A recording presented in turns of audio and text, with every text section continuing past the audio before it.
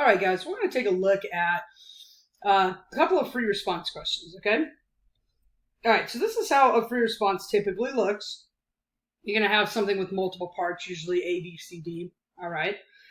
Okay, in this case, f is a function. It actually gives me an equation for f, okay? And then g is a differentiable function. It just means a function that you can take the derivative. And the table gives the values for g. So here's g and here's g prime. All right, so we have an equation, we have a table, and then h is a function whose graph, consisting of 5 line segments, is shown as the figure above. H is a graph. All right, so we have an equation, a table, and a graph. And that's going to help us to do most of these problems, all right? Now, typically the way that it goes is part A is going to be relatively straightforward. Part B will be a little bit more confusing. Part C a little bit more confusing. And then part D, something that's going to be a little tricky, right? All right, so let's start with part A. Find the slope of the line tangent to the graph of f at x equals pi. You've been given words and you got to interpret what these things mean, right? Slope of the tangent line, that just means derivative. So when it says find the derivative of f at pi, I'm interpreting that as find f prime of pi. So why don't they just say that? Well, they want you to be able to, read it and interpret it and all that good stuff, okay? Find f prime of pi. So let's put part A over here. I'm going to say f of x. I'm just going to rewrite it so that I can have a little bit more space here. Plus e to the sine of x. So first I need to find the derivative, and then I need to plug in pi. Okay, here's how I do the derivative of this. The derivative of cosine is negative sine 2x, and then, because of chain rule, times 2. All right? The derivative of e to any power is e to that power. And then, again, because of chain rule, times cosine. Okay? So that's my derivative. There's not really too much to simplify or anything like that.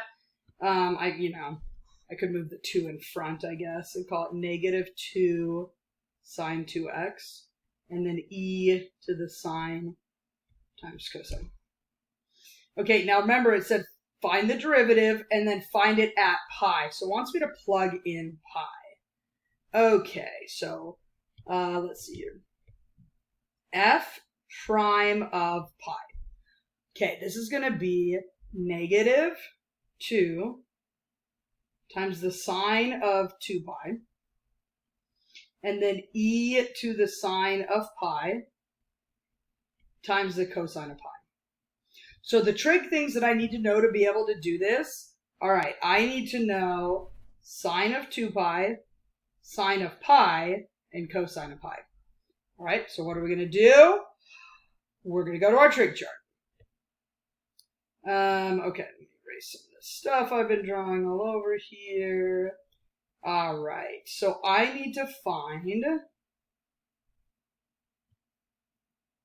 sine of 2 pi, sine of 1 pi, and cosine of pi. We use this side for it, okay? Okay, so sine of 2 pi. So the way I find that, you guys, I go over to 2 pi. Sine is the y coordinate. So sine of 2 pi is 0. Okay, in order to find sine of pi, I go over to pi. All right, sine is the y coordinate.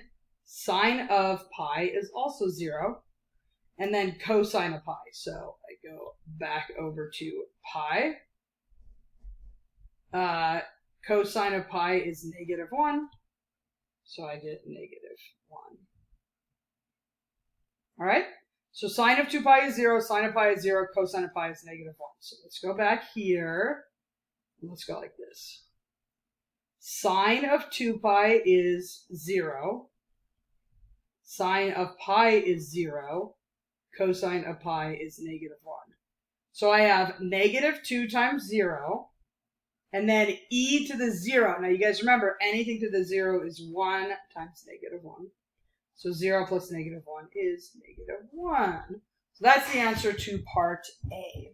Okay?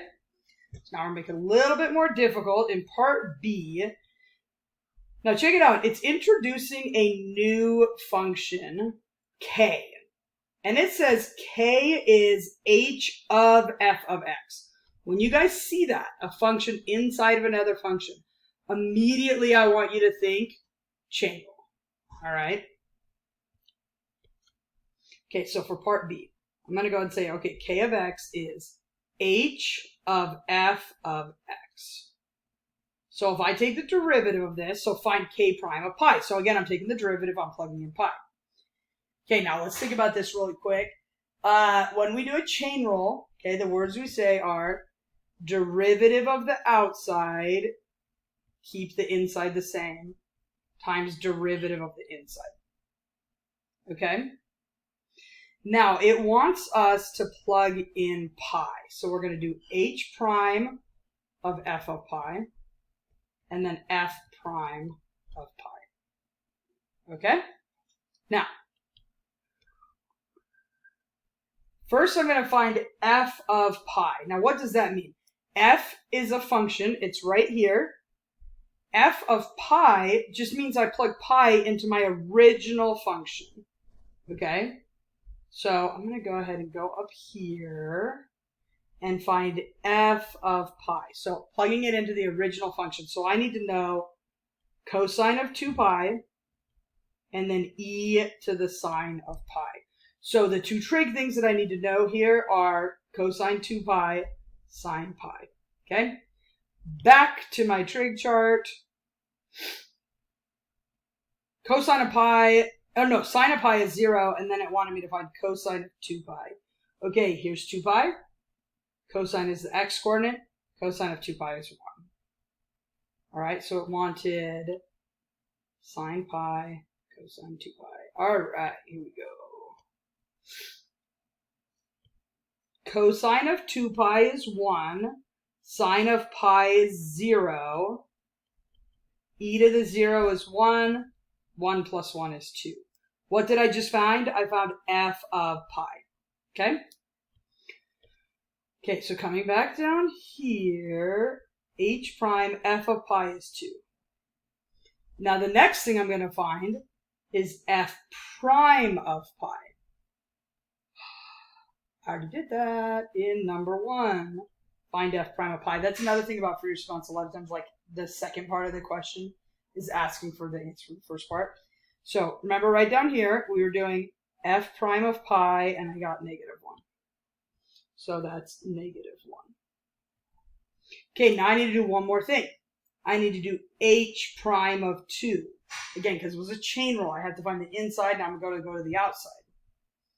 Do you guys remember, though, that h prime was the graph? Okay? So let's go look at the graph for a minute. What does it mean to find h prime of 2? Well, it means to find the derivative at 2. All right? But I'm looking at a graph, so how do I know what the derivative is? Remember that derivative is the same word as slope. So I want to find the slope at 2. Well, this is why it made these like perfect little line segments so we can actually find the slope. That's a straight line right there, right? So let's go ahead and find the slope of that line segment. This goes down 1 over 3.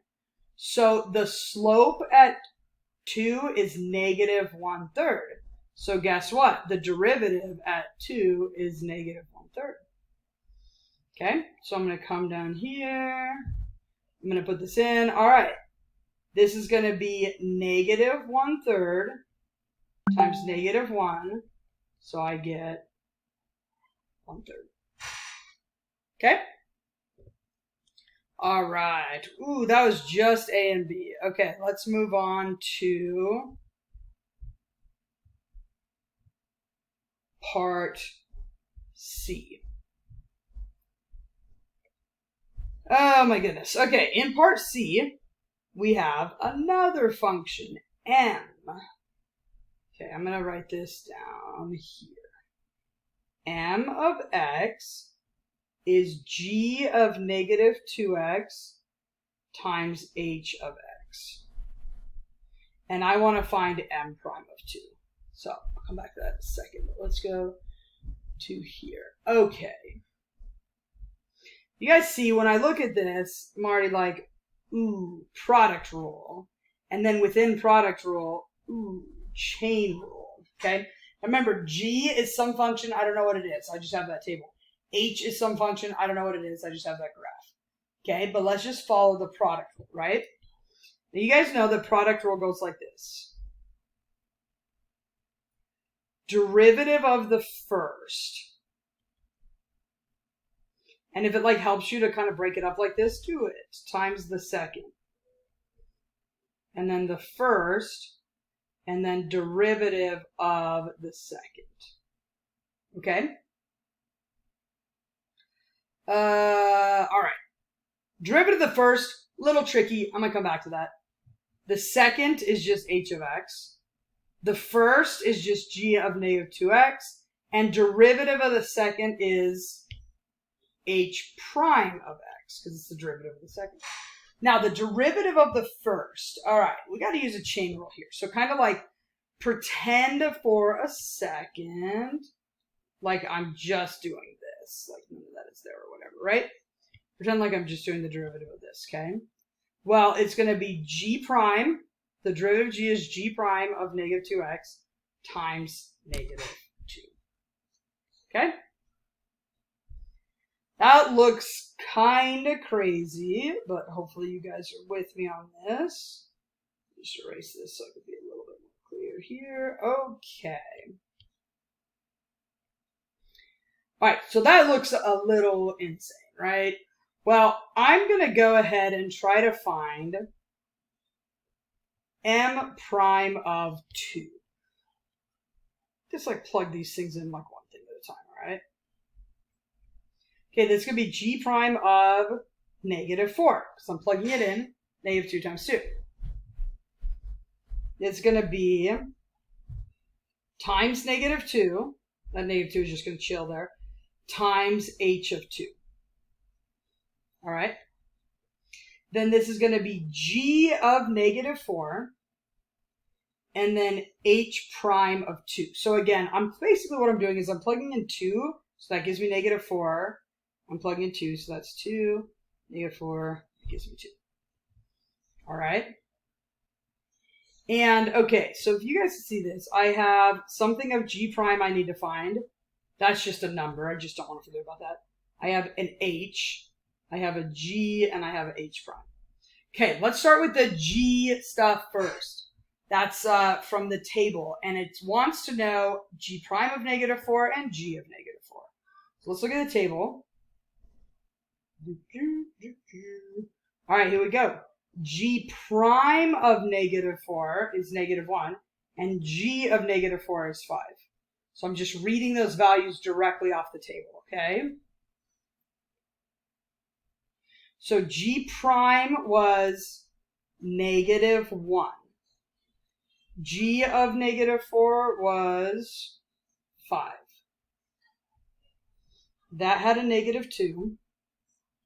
Okay, now I need to do h. Okay, now the next thing with h, it wants me to find h of 2 and h prime of 2. So let's come up to my graph. Okay, so let's talk about how I can find h of 2 and h prime of 2 and what that means. All right, well, what this one means is at x equals 2, what is the height, or what's the y value, or whatever, right? So at 2, you may have to guess. Actually, we don't really have to guess because we know that this goes like down 1 over 3. So that'd be like negative 1/3, negative 2/3, negative 3/3. So at 2, the y value is at negative 2/3. So I'm just reading that directly off the graph, okay? Now the next one says h prime of 2, and if you remember, that means the slope at 2.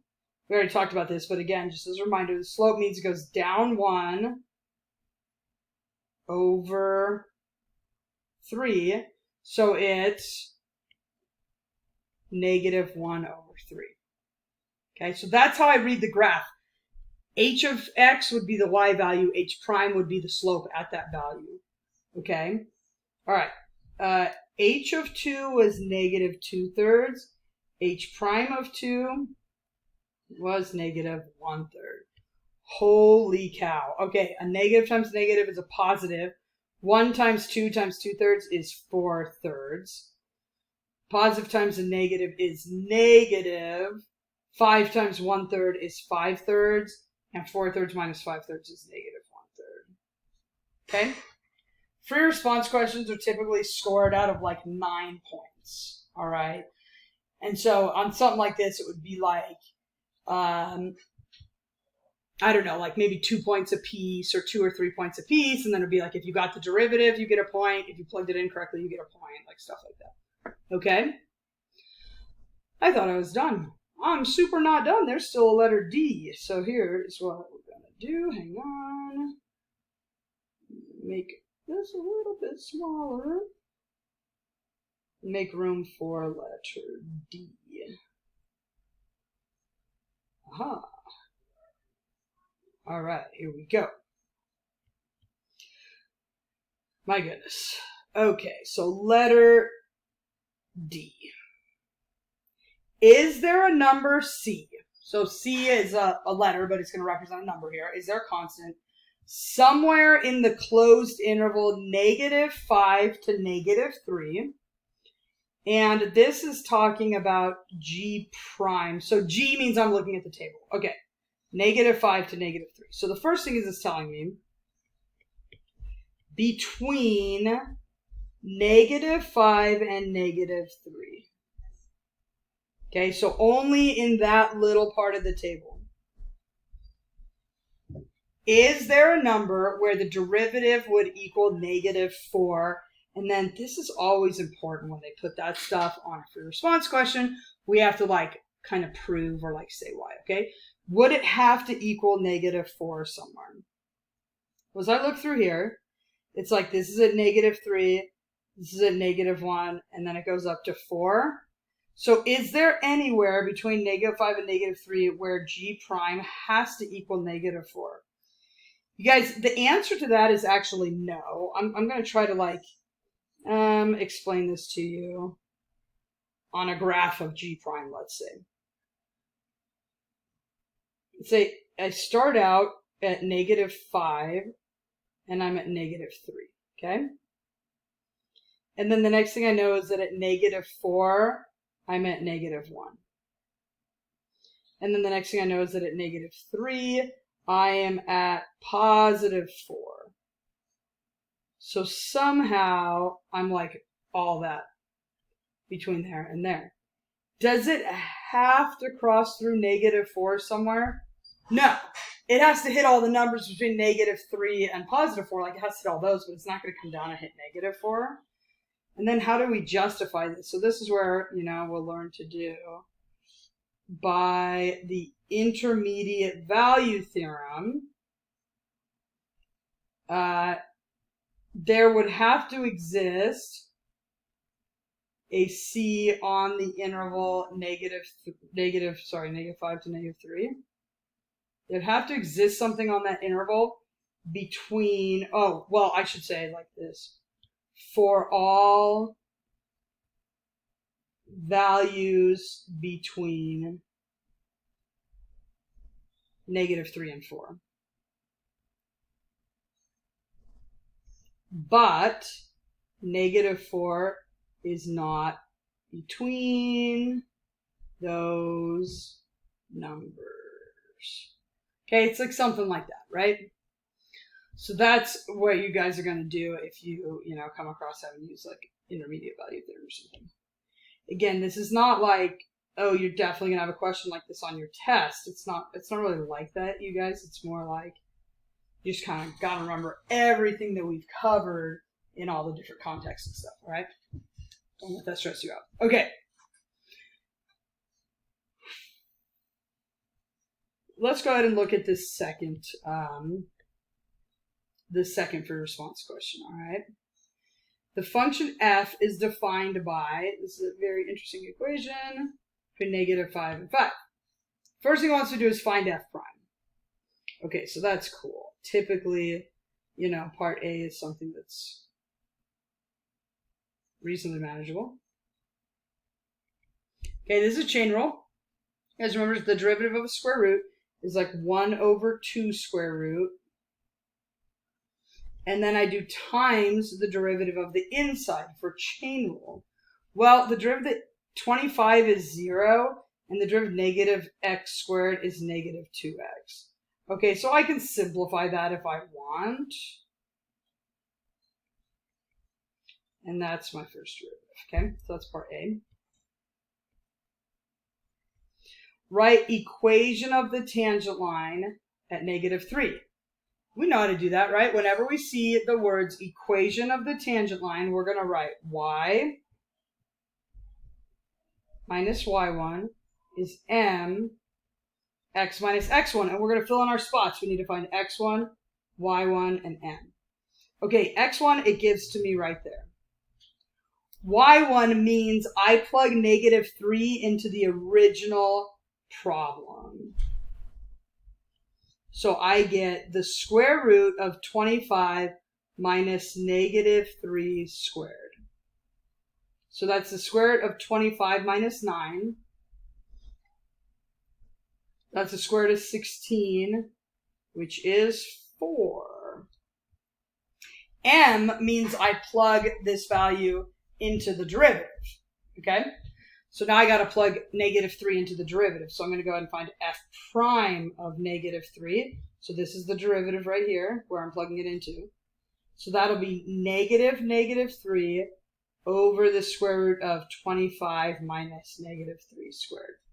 So that's positive 3 over the square root of 25 minus 9. That's the square root of 16. So that's 3/4.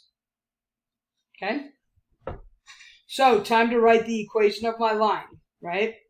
It's going to be y minus 4 equals 3/4 x minus negative 3. So I'll put like x plus 3. And I'm just going to leave it like that, okay?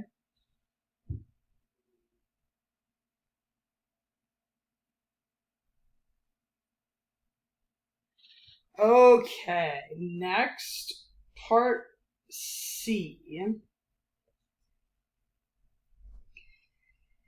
Let G, so now I'm making a new function defined by f of x. That was my original function. That's this crazy thing. That's that. And x plus 7. Okay? Is it continuous at negative 3? Use the definition of continuity. All right, so you got to remember back a chapter. Okay, we did continuity, but we did that last chapter. So it's all about trying to kind of remember this stuff. What continuity says is the limit as I go toward, see how it's like splitting up the functions at negative 3? So it's asking me at negative 3 if it's continuous. So it's limit as I go towards negative 3 from the left. I've got to find the limit as I approach negative 3 from the right. And then I have to find g of negative 3. If all these are equal, if the limit from the left and the limit from the right and the point are all equal to each other, it's continuous, okay? So let's go back up here. Negative 3 from the left. These are numbers less than negative 3, so I'm going to plug it into f. You guys, we already did this. Usually if it has like one number in part A or B, it's going to continue on with that.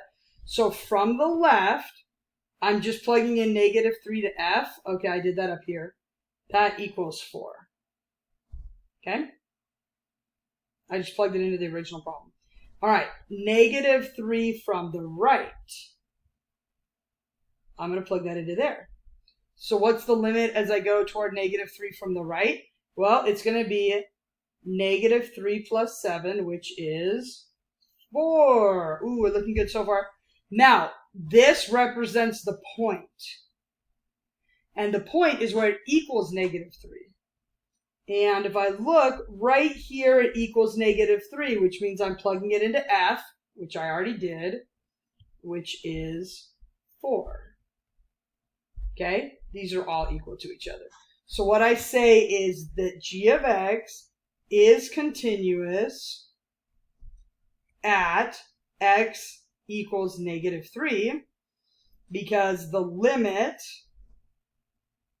from the left is equal to the limit from the right is equal to the point. And you could write that in like symbols like I just did, or you could write it in words or whatever. Okay? All right, nice. Part D. Find the average rate of change on the interval -2 to 2. Now, this we have not learned yet. I'm not going to give you a question that we haven't learned yet. That's mean value theorem. So don't worry about that. But let's definitely go ahead and find average rate of change from -2 to 2. Okay, so when you guys do that, you're going to remember that average rate of change means slope, right? And on the interval from -2 to 2, it's going to go like this. F of B minus F of A over B minus A. Okay? So you guys, I'm plugging into the function, not the derivative. I'm plugging into the function, right? Square root 25 minus x squared. Okay, I'm going to write it down here just so I don't have to keep scrolling. All right, so let's go ahead and find f of 2. That'll be square root of 25 minus 2 squared, which will be square root of 25 minus 4, which will be square root of 21. Now I'm going to find -2. So that's going to be square root of 25 minus -2 squared, which will be square root of 25 minus 4, which will be square root of 21. So when I go to do average rate of change, it'll be f of 2 minus f of -2 over 2 minus -2, which would be 0 over 4. So my average rate of change is 0. Okay? I know that free response questions look difficult and scary because they are difficult and scary. Okay? You're going to have one on your test, and the goal is just to try to get as much information as you can in there. But don't let it be intimidating. Just be like, oh, I know how to find a derivative. I know how to do equation of tangent line. Maybe you're not totally sure about continuous. I don't know. Maybe that one was like, oh, I'm not sure. But I know how to do average rate of change, you know? So just do like as much as you possibly can. Remember, all calculus tests are curved. You don't have to be perfect on everything, okay? All right, awesome. We get one more video to do after this, which is our video on the multiple choice questions, okay? A few more examples of multiple choice. All right, hope that helped, guys.